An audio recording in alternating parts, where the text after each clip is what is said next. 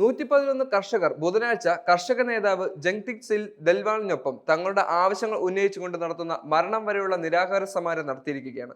സംയുക്ത കിസാൻ മോർച്ച നേതാവ് ദല്ലേവാൾ നവംബർ 26 മുതൽ നിരാഹാര സമരത്തിലുമാണ്. ഇതല്ലാതെ ഞങ്ങൾക്ക് വേറെ വഴിയില്ലായിരുന്നു. കഴിഞ്ഞ 51 ദിവസമായി ദല്ലേവാൾ മരണം വരെ നിരാഹാരം കിടക്കുന്നു. സർക്കാർ ഇതൊന്നും ശ്രദ്ധിക്കുന്നില്ല. ഇതിനാൽ ദല്ലേവാളിന് പിന്തുണയുമായി 111 കർഷകർ എത്തുമെന്ന് ഞങ്ങൾ തീരുമാനിച്ചു. അതെ, ഞങ്ങൾ സമാധാനപരമായാണ് ഹരിയാന പ്രദേശത്തിരിക്കുന്നത്. അവർ എങ്ങനെ പ്രതികരിക്കണം എന്നത് ഹരിയാന സർക്കാരിന്റെ തീരുമാനമാണ്. എന്നാൽ ഞങ്ങളുടെ സമരം തുടരുക തന്നെ ചെയ്യും. സുഖ്ജിത് സിംഗ് ഹർദോ എന്ന കർഷകൻ പറഞ്ഞു. കർഷകർ ബാരിക്കേഡുകൾക്ക് നേരെ നീങ്ങിയപ്പോൾ കർഷകർ ഹരിയാന അതിർത്തി കടക്കില്ലെന്ന് ഉറപ്പാക്കാൻ പോലീസ് സേനയെ അണിനിർത്തി. 2024 ഫെബ്രുവരി 13 മുതൽ ശംഭു ഗൗനാരി അതിർത്തികളിൽ കേന്ദ്രത്തിനെതിരെ കർഷക പ്രതിഷേധം തുടരുന്നത് ശ്രദ്ധേയമാണ്. മിനിമം താങ്ങുവിലയ്ക്ക് നിയമപരമായ ഉറപ്പ് നൽകണമെന്ന് കർഷകർ ആവശ്യപ്പെടുകയും ചെയ്തു.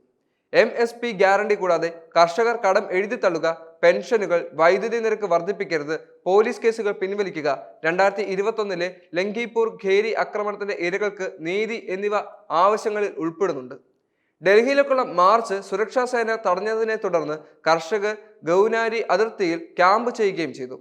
ചർച്ചയ്ക്ക് തുടക്കമിടണമെന്ന് കർഷക നേതാക്കൾ കേന്ദ്രത്തോട് നിരന്തരം ആവശ്യപ്പെടുകയും ചെയ്തു. പഞ്ചാബ് ഗവൺമെന്റിന്റെ ഉദ്യോഗസ്ഥരും രാഷ്ട്രീയ നേതാക്കളും ദല്ലേവാളിനോട് നിരാഹാരം അവസാനിപ്പിക്കാൻ അഭ്യർത്ഥിക്കുകയും ചെയ്തു.